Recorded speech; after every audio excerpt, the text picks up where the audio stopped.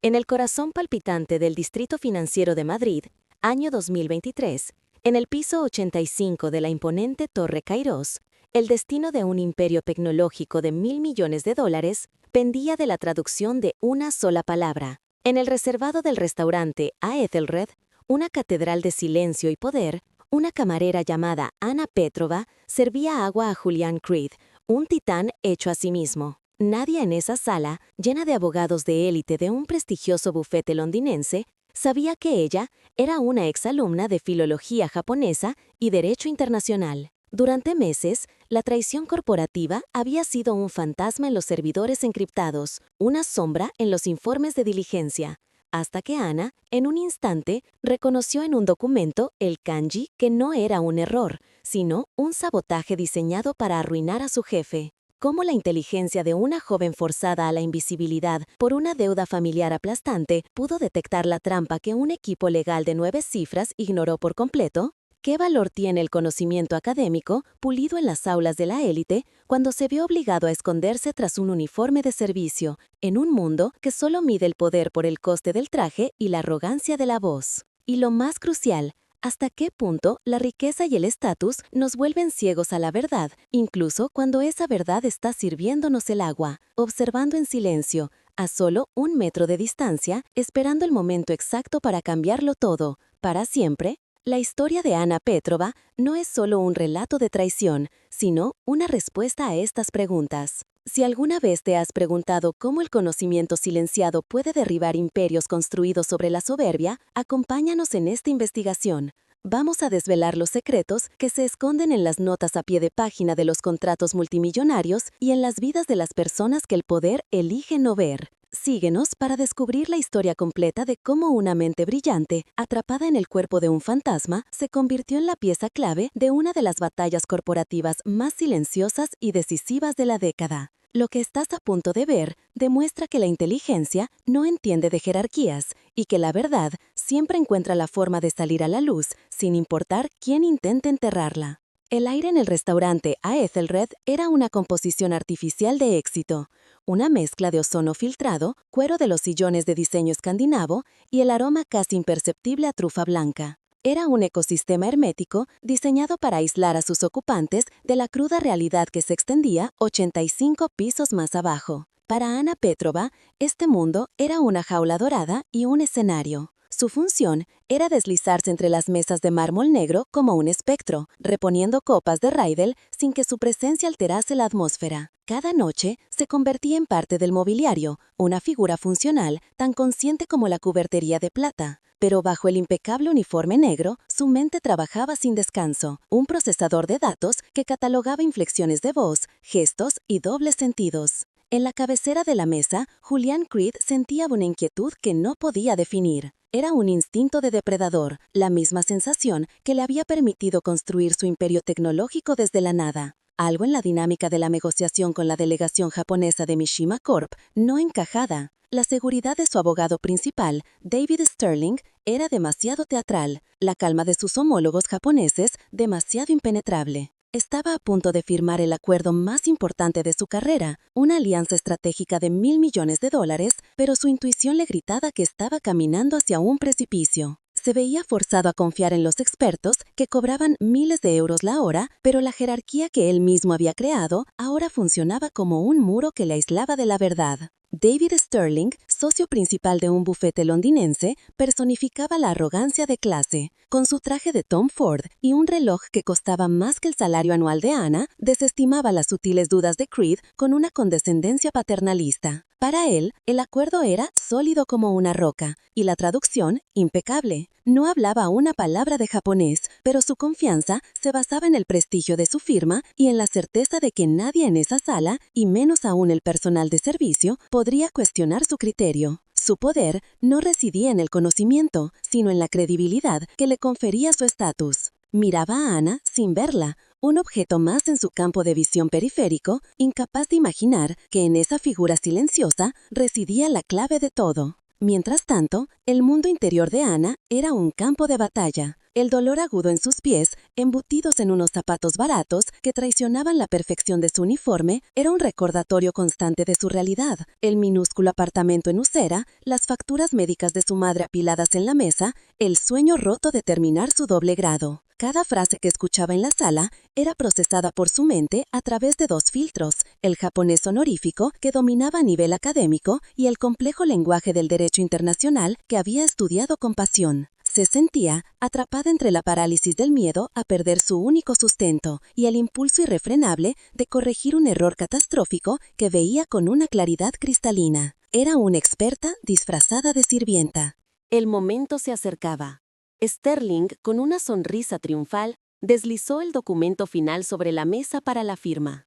La delegación japonesa asintió con una formalidad impenetrable. Cred cogió la pluma, su instinto todavía en alerta máxima. En ese preciso instante, Ana se acercó para rellenar su copa de agua por última vez.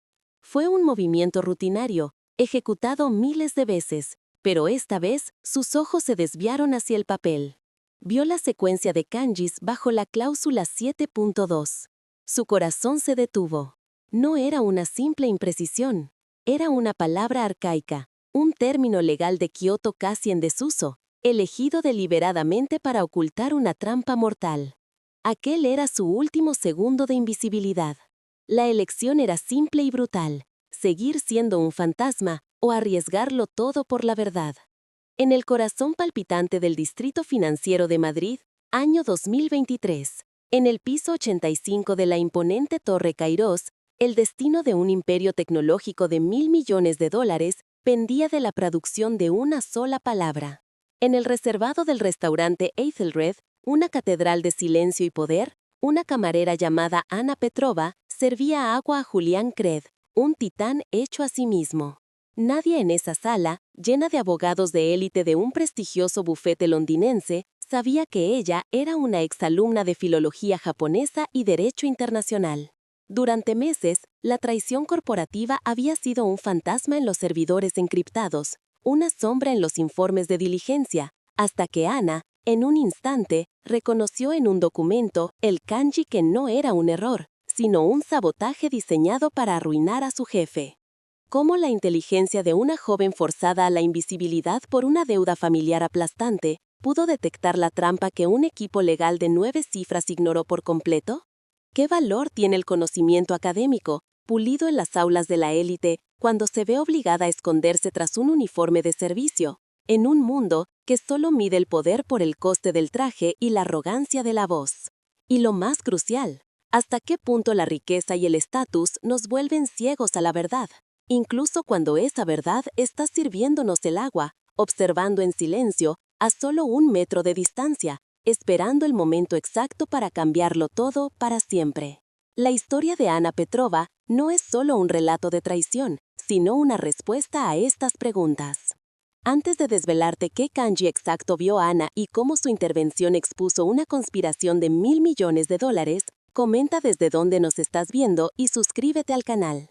Créenos, lo que su conocimiento desenterró te hará cuestionar todo lo que crees saber sobre el valor y la invisibilidad. La historia que estás a punto de presenciar demuestra que la mente más brillante de la sala no siempre es la que tiene un asiento en la mesa, sino la que a veces se ve obligada a servirla.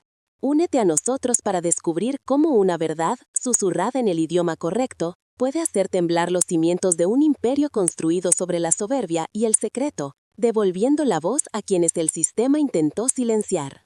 La rutina de Ana Petrova era un ballet de autonegación. Deslizarse entre las mesas de Ethelred, reponiendo copas de Riedel con un movimiento tan fluido que su presencia apenas se registraba. Cada paso era un recordatorio del dolor punzante en sus pies, aprisionados en unos zapatos de uniforme baratos, la única grieta en su fachada de profesionalidad impecable. El aire olía a trufa blanca, a cuero de poltrona Frau y al perfume caro de los comensales, un aroma que contrastaba brutalmente con el olor a humedad y a guiso casero de su minúsculo apartamento. Su cuerpo estaba allí, funcionando como un autómata programado para ser neutral y agradable, pero su mente, un archivo viviente de jurisprudencia internacional y dialectos japoneses, trabajaba sin descanso, analizando cada palabra, cada inflexión, cada silencio. Bajo el uniforme negro que funcionaba como una armadura de invisibilidad, latía el corazón de una académica brillante. Ana había sido una de las alumnas más prometedoras de su promoción en la Universidad Complutense, devorando tratados de derecho mercantil y perfeccionando su dominio del keigo, el complejo lenguaje honorífico japonés. Pero el colapso fraudulento del negocio de su padre, un reputado arquitecto, y la enfermedad degenerativa de su madre la habían arrancado de ese mundo. Ahora, su extraordinario talento se desperdiciaba en un ciclo interminable de servicio silencioso, un conocimiento de élite sepultado bajo la necesidad de pagar las facturas. Era una mente diseñada para litigar en tribunales internacionales, atrapada en un cuerpo condenado a servir mesas, una contradicción viviente en el santuario del poder. Hazelred no era solo un restaurante, era un ecosistema social hermético, una catedral de mármol y acero suspendido sobre Madrid. La jerarquía era tan clara como invisible. En la cima estaban los depredadores, Julián Cred y su séquito de abogados londinenses, hombres cuya confianza se medía en millones de euros. Debajo existían los fantasmas, los personal de servicio, figuras funcionales cuya humanidad era borrada por la naturaleza de su trabajo. La atmósfera en el reservado era eléctrica, una tensión de alto riesgo que se podía cortar con un cuchillo. Se negociaba el futuro de una compañía tecnológica, pero para Ana, lo único que estaba en juego era sobrevivir otra noche, soportar la indiferencia y el desdén implícito en las miradas que la atravesaban sin verla. Sus últimos momentos de invisibilidad transcurrían en un bucle mental de ansiedad. Mientras reponía el agua de David Sterling, el arrogante abogado principal, su mente calculaba el coste del próximo ciclo de tratamiento de su madre. Veía a los abogados sonreír, con la confianza de quienes creen controlar el universo, ajenos por completo a que su imperio de credibilidad estaba a punto de desmoronarse por un detalle que consideraban indigno de su atención. La ironía era devastadora. Pagaban a Sterling miles de euros por hora por una ceguera selectiva, mientras la solución a su problema, la verdad que podía salvarlos, se movía a su lado, ganando apenas el salario mínimo. El sistema estaba diseñado para ignorarla, y en esa ignorancia residía su vulnerabilidad fatal. El evento catalizador ocurrió en una fracción de segundo, un instante que rompió la membrana entre sus dos mundos. Julián Creed, guiado por un instinto que le gritaba que algo iba mal, hizo una pausa antes de firmar. En ese silencio tenso, los ojos de Ana, por pura casualidad, se posaron sobre el documento. Su mirada barrió el texto en japonés hasta detenerse en la cláusula 7.2. Allí estaba. Un kanji arcaico, un término legal del dialecto de Kioto que no había visto desde sus años de estudio. Su corazón se detuvo. No era una asociación tecnológica, era una subordinación, un acto deliberado de sabotaje. La jarra de agua tembló en su mano, la adrenalina inundó su sistema, el miedo la paralizó, pero la verdad era un grito imposible de contener.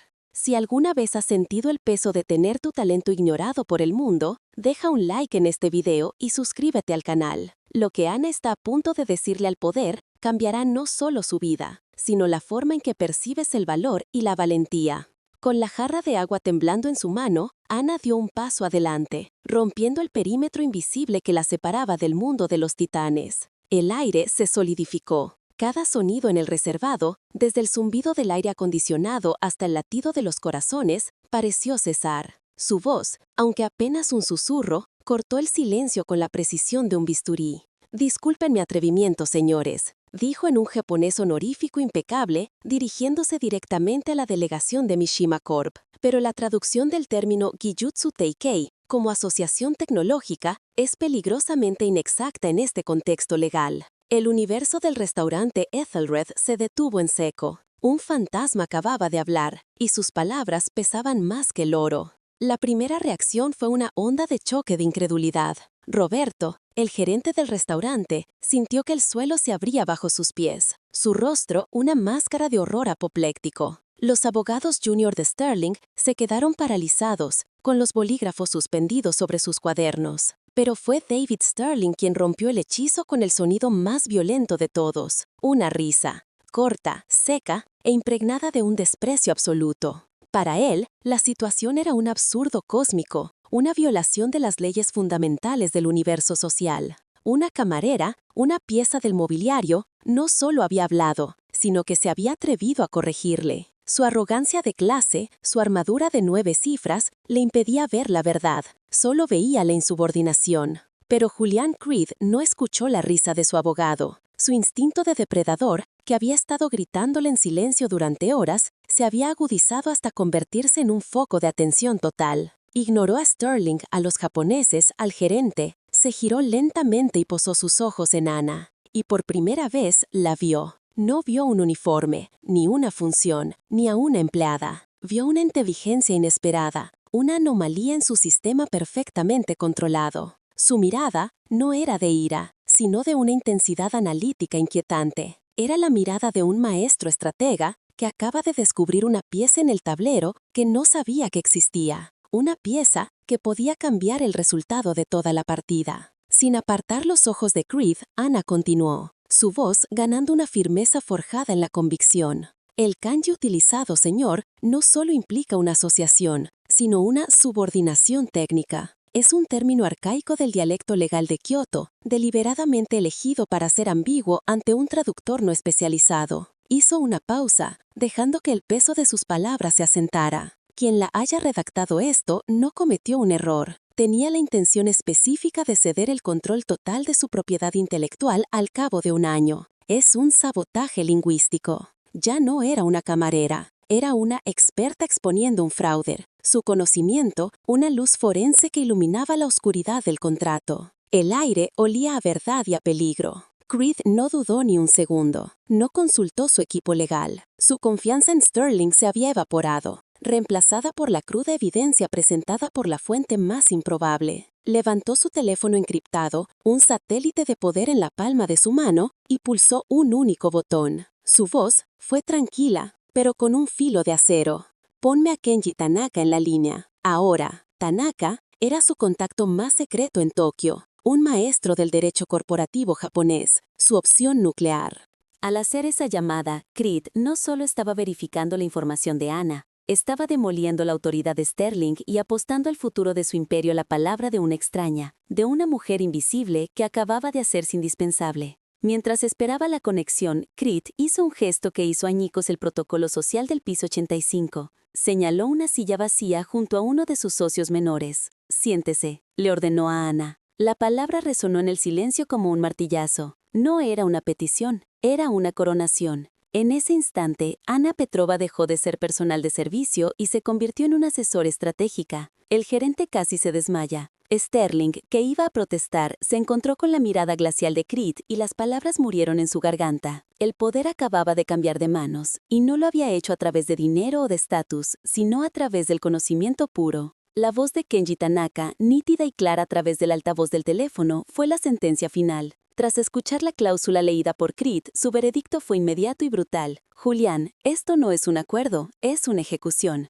La cláusula de subordinación es una guillotina legal. Quien te haya asesorado en esto, o es un incompetente, o te ha traicionado deliberadamente. Sal de esa sala ahora mismo. El silencio que siguió fue más pesado que el mármol de las paredes. Cada palabra de Anna había sido confirmada. La trampa era real, y ella, la única que la había visto. Los ejecutivos japoneses la miraban ahora con un respeto reverencial. El peso de la revelación aplastó a Julian Creed. No era solo el riesgo financiero, los cientos de millones en juego. Era la humillación, la vulnerabilidad. Había estado a un segundo de firmar la sentencia de muerte de su propio legado, de la empresa que había construido con sus manos desde la nada. Había sido cegado por la soberbia de los hombres a los que pagaba fortunas para que fueran sus ojos. La traición era un veneno que ya corría por las venas de su organización. Un ataque meticulosamente planeado y ejecutado con la tinta de un contrato. El desastre se había evitado por un milagro, por el coraje de una sola persona. La reunión se disolvió en un caos silencioso y ordenado. La delegación japonesa se retiró con una profesionalidad impecable, aunque sus miradas hacia Anna hablaban de una alianza recién forjada. Sterling fue despedido con una sola frase lapidaria de Creed, su carrera desintegrada en el aire enrarecido de la Fatal Red. Cuando el reservado quedó vacío, solo quedaron 2 personas, el titán herido y la mujer que lo había salvado. El shock inicial de Creed se estaba transformando en una furia fría y calculadora. Miró a Anna ya no como una salvadora, sino como su única arma fiable en la guerra que acababa de empezar. La caza del traidor había comenzado. Esa misma noche, en la soledad de su limusina, Julian Creed le hizo una oferta. Su trabajo en este restaurante ha terminado, dijo, su voz desprovista de emoción. Mañana a las 8 de la mañana, presentes en el piso 85 de la Torre Kairos. Empieza a trabajar para mí. No hubo negociación, fue un decreto. Para Ana, fue el sonido de su vida anterior rompiéndose en mil pedazos y de un futuro imposible materializándose de la nada. La deuda, el miedo, los zapatos gastados, todo empezaba a desvanecerse, reemplazado por un vértigo aterrador y una oportunidad que nunca se había atrevido a soñar. La invisibilidad había terminado. Al día siguiente, Ana cruzó las puertas de la oficina de Creed. El contraste era surrealista. El aire olía a café recién hecho y a la calma del poder, no a trufa y tensión. Un asistente personal la condujo a una sala donde le esperaba un traje de chaqueta de diseño y unos zapatos de cuero italiano. La transformación fue más que un cambio de ropa, fue un cambio de identidad. Al mirarse en el espejo, ya no vio a la camarera fantasma, sino a una estratega. Desde el ventanal de su nueva oficina, Madrid se extendía a sus pies, no como una ciudad opresiva, sino como un territorio de posibilidades. El mundo se veía diferente desde la cima. Creed no perdió el tiempo en formalidades, la misión era clara y brutal. El traductor que saboteó el contrato, un tal Jeffrey Parsons, ha desaparecido. Pero él es solo un peón, un soldado de infantería. No me interesa. Clavó su mirada en Ana. Quiero al general, quiero al titiritero que movía sus hilos. Quiero que uses esa mente suya para encontrar al hombre que intentó destruirme desde dentro. La tarea era monumental, cazar un fantasma en el laberinto corporativo, un traidor que se escondía en las sombras de la confianza y la lealtad.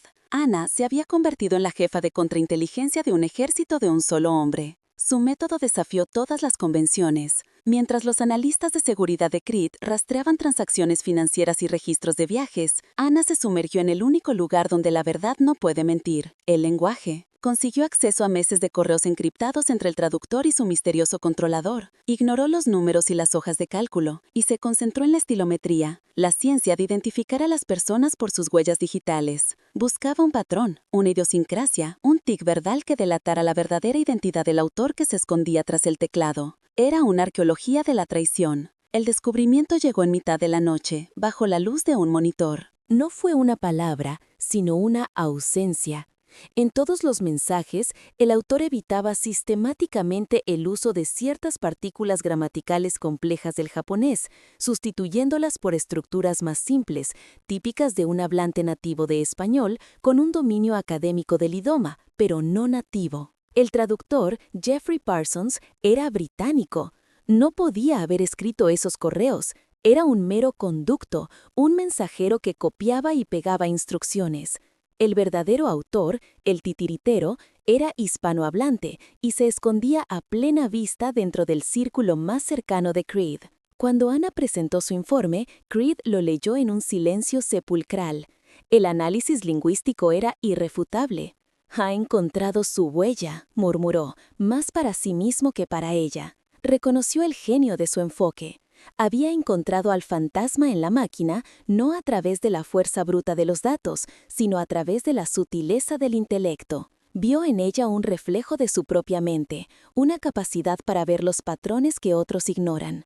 En ese momento, la confianza de Creed en Ana se solidificó, convirtiéndose en una dependencia absoluta. Ella era la única que podía navegar por el laberinto de espejos que le habían construido. El patrón lingüístico que Ana había aislado, esa forma particular de simplificar la gramática japonesa, activó una alarma en la memoria de Creed. Era un eco, un estilo que le resultaba vagamente familiar. Rebuscó en su archivo mental, una base de datos de todas las conversaciones importantes de su vida, y entonces lo encontró. Esa misma cadencia, esa misma peculiaridad sintáctica, la había escuchado antes, no en una sala de juntas, sino en conversaciones privadas, durante años.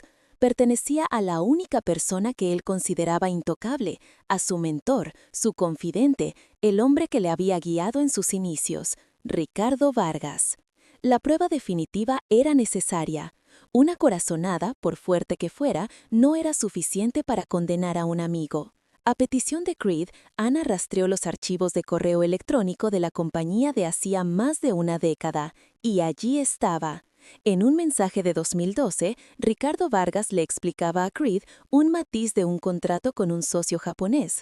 La estructura de la frase, la elección de las partículas, la sintaxis, era idéntica. La huella dactilar lingüística coincidía a la perfección. La traición tenía un nombre y un rostro, y era el de la persona en la que más había confiado en el mundo. El impacto emocional fue devastador para Creed. El tiburón de los negocios, el depredador implacable, había sido salvado de un ataque enemigo solo para descubrir que el veneno había sido administrado desde dentro de sus propias filas por alguien a quien consideraba un padre. La pérdida financiera era insignificante comparada con la herida de la traición personal. Vargas no solo quería su empresa, quería su aniquilación, su humillación pública. La lógica del ataque, como explicó Ana, era clara. Un fracaso catastrófico con Mishima Corp habría provocado un voto de censura del Consejo, permitiendo a Vargas liderar una adquisición hostil. La pena de Julian Creed duró exactamente 1 hora. Después se transformó en un hielo cortante, en una determinación implacable. La guerra había cambiado de objetivo. Ya no se trataba de defenderse, sino de contraatacar. Miró a Ana, que había pasado de ser una camarera a su principal consejera de guerra en menos de 48 horas. Su expresión era la de un emperador a punto de dar una orden irreversible. «No vamos a cancelar el trato con Mishima», declaró, su voz resonando con un poder renovado. «Vamos a tender una trampa, y usted, señorita Petrova, será el cebo». Ana está a punto de usar no solo la lingüística, sino 3 idiomas para desenmascarar la traición. Antes de revelar lo que dijo en la sala de conferencias para demoler el imperio de mentiras de Vargas, suscríbete al canal y activa la campanita. El desenlace de esta trampa es la prueba final del poder de quien ve lo que nadie más ve. El escenario para el contraataque fue elegido con la precisión de un cirujano, una suite presidencial en el Gresham Palace de Budapest, con el Danubio como testigo silencioso. En una pantalla de plasma que ocupaba toda una pared, el rostro de Ricardo Vargas observaba, sereno y paternalista, creyendo presenciar la firma de un nuevo acuerdo, que en realidad era la fase final de su sabotaje. Pero el centro de gravedad de la sala ya no era él, ni siquiera Julian Creed. Con una calma gélida, proyectó el diagrama de una arquitectura de software. Explicó en un inglés técnico y fluido la implementación de un nuevo protocolo de encriptación, un puente de validación de datos, que según ella, protegería la propiedad intelectual. Era la carnada perfecta, una solución de seguridad que en realidad era una puerta trasera, diseñada para ser detectada, una trampa envuelta en el lenguaje de la protección. Ana se movía por la presentación como una veterana de 1000 batallas corporativas. Su voz era un instrumento de precisión, modulando el tono para transmitir una confianza absoluta. Se dirigió a los socios húngaros, liderados por el imponente señor Kovács, explicando las ventajas del supuesto protocolo. Este handshake criptográfico, afirmó, señalando una línea de código en la pantalla, crea un log inmutable de cada acceso al núcleo del software, aislando cualquier anomalía en tiempo real. Cada palabra era un movimiento en el tablero de ajedrez, diseñado para acorralar a una sola pieza, el rey que observaba desde la pantalla. Vargas no podía saber que el log inmutable era un farol, un detector de pánico diseñado para forzarle a cometer un error, a enviar la señal de alarma a su cómplice, el traductor fugado Jeffrey Parsons. En la pantalla, la expresión de Ricardo Vargas comenzó a cambiar. La máscara de mentor benevolente se resquebrajó, revelando una fisura de pánico. Sus ojos, antes llenos de una calma condescendiente,